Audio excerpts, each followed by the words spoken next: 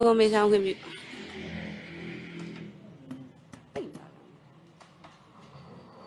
နောက်ပြီးတော့ဗျာဟိုဟာစောင်းနှင်းရာဒီမှာဗျာဦးစင်းတွေတချို့ဦးစင်းတွေကြောက်လဲလူပဝါတွေအနှွေးတွေဝှက်ကြတယ်ဗျာတချို့ဆရာတော်တွေကြောက်လဲမဝှက်ကြဘူးဗျာအဲ့ဒါကြတော့ဘလို့အပြစ်မျိုးရှိပါသလဲဗျာအင်ကြီးဝတ်တာကိုပြောတာလားတင်ပါဗျာဩဒီပါသင်္ကန်းရောက်ဩသင်္ကန်းရောက်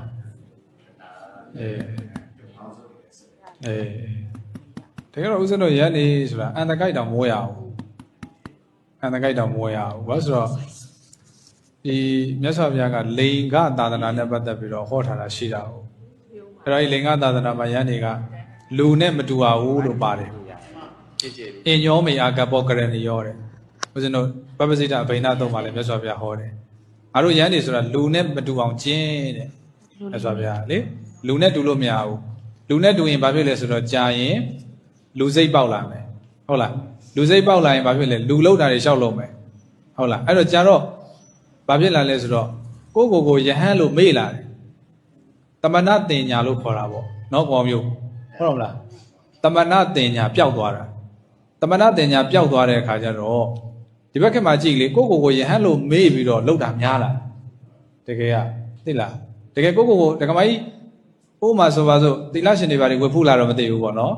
သီလရှင်တွေဘာတွေဝတ်လို့ရှင်သီလရှင်ဝတ်စုံဝတ်ပြီးကရုံးတုံးပြီးသီလရှင်ဝတ်စုံဝတ်လိုက်ပြီဆိုတော့ငါလူလိုနေလို့မရတော့ဘူးဆိုတော့မှုဝင်သွားတယ်မလားအဲ့ဒါပြောတာဒါဆိုရင်လူလိုကိုလိုက်မလို့ဖြစ်တော့ဟုတ်တော့မလားအေးအဲ့ဒါပြောချင်တာနော်အဲ့တော့ကိုကအဲ့ဒီအခြေခံစိတ်နေစိတ်ထားကိုမှမရှိတော့ဘူးဆိုရင်လူလိုလုံးတော့မှာပေါ့ကိုမှကြည့်လေဦးဇင်းတို့ဆရာဝန်တွေကြည့်အပြင်ထွက်လာတယ်ဆိုရင်အရက်ဝတ်နေဆိုရင်ပေါ့ပါနေတယ်ဟောစေးရုံစေးကမှသူတို့လောင်းကုတ်ဝတ်လိုက်ပြီဆိုလို့ရှိရင်သူတို့ဆရာဝန်ဆိုတဲ့မှုဝင်သွားပြီဒါဒီတိုင်းနေချင်တိုင်းနေလို့မရတော့ကျောင်းဆရာဆရာမတွေလည်းဒီတိုင်းပဲလေအရက်ဝတ်နေဆိုရင်နေချင်လို့နေပါကျောင်းဝတ်ဆောင်နေဆိုရင်လက်ဖေးဆိုင်တော့မထိုင်ရတော့ဘူးလို့ပါတော့ဒါအဲ့ဒါပဲအဓိကကိုဘာဆိုတာမမေ့ဖို့လိုတယ်ဒါကြောင့်မြတ်စွာဘုရားကအဝတ်ကိုအရေးကြီးတယ်ဆိုတာအဲ့ဒါလူဝတ်ဖို့မဝတ်ခိုင်းဘူးဆိုတာအဲ့ဒါနော်မဝတ်ကောင်း